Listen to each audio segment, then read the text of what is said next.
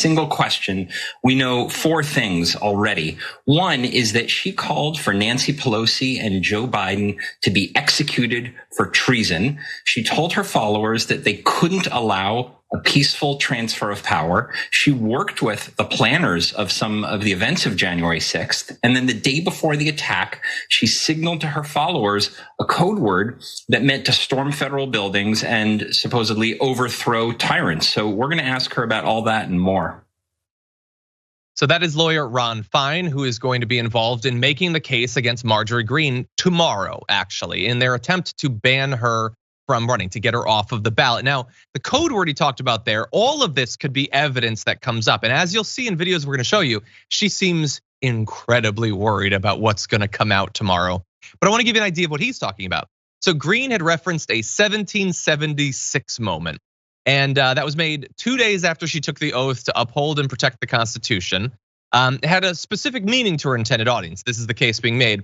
When taken in the context of her well-known history of advocating political violence, which Ron detailed on that video, the widespread use of 1776 by violence extremists as a code word for violence and for storming government buildings, and the widespread reports of planned violence on the Capitol. Specifically, her remarks had the intended effect of signaling to her supporters that she was calling not for peaceful protest, but for violent resistance to a peaceful transfer of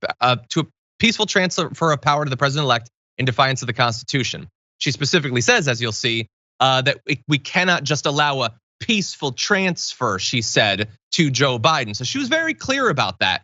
And now she's apparently worried. We're gonna get into that. First, a little bit more about what might happen tomorrow. And this is an important time in our history. We can't allow this just to be gone, just to let it go. You can't allow it to just transfer power peacefully like Joe Biden wants and allow him to become our president, because he did not win this election. It's being stolen and the evidence is there. We aren't going to let this election be stolen by Joe Biden and the Democrats. President Trump won by a landslide. Okay, so those are videos that might be played during this. And I have to admit, Kyla, so we had talked about this, this attempt to block her from running before on the show. And I said that it did not strike me as quite right. It seemed to be going too far based on what I remembered of her involvement in January 6th. I mean, there's a lot of concerns about what we might not know about, but based on what we knew, I thought, I don't know that you can make the case that she was involved in it. But saying very specifically, we can't let there be a peaceful transfer of power. How do you read that as anything other than a call for violence in the, basically the hours leading up to January 6th? I don't know, what do you think about this? No, I think that exactly what you just said. She incited violence. She incited insurrection. She was anti-democratic and allowed and encouraged people to be anti-democratic.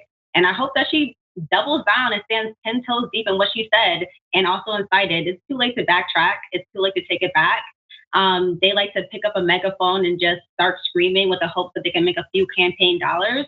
Well, here are the consequences now, and face up to it. The music, you're not getting back on that ballot. Yeah, I mean, look, I don't know how it's gonna end up going. I do think it is somewhat unprecedented in modern history. So my money wouldn't be on it, this effort being successful necessarily. But that evidence is gonna be fairly robust. I had not remembered that video in particular, although now I do remember that we talked about it way back in the day, and that's gonna be pretty devastating. And look, you just have to listen to me, that's a reason to be worried. She seems a little bit worried.